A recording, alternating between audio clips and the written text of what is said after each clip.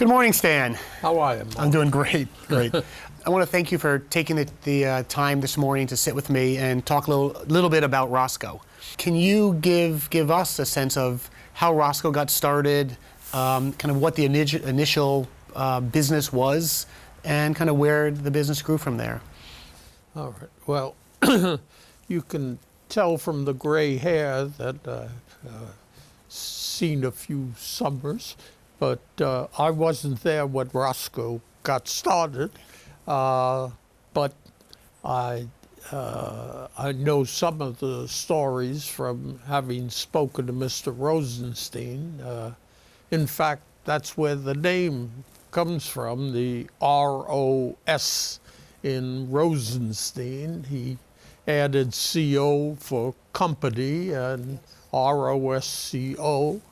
I guess that seemed a clever way to combine his name and company.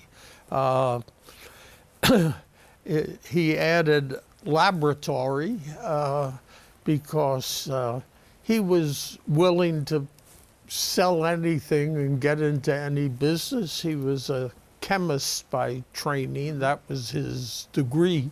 And his original product was dipping lacquers, colored lacquers for dipping small bulbs to color them or frost them. In 1910, when you bought a light bulb, which was a new idea in 1910, they were clear. You couldn't even buy a frosted bulb. If you wanted it frosted, you dipped it in a lacquer and frosted it. Rosenstein's customers, since he was in New York, were the producers who were putting on shows, and the theaters had marquees. And when the electric lamps came in, they put low wattage bulbs around the marquees to decorate them.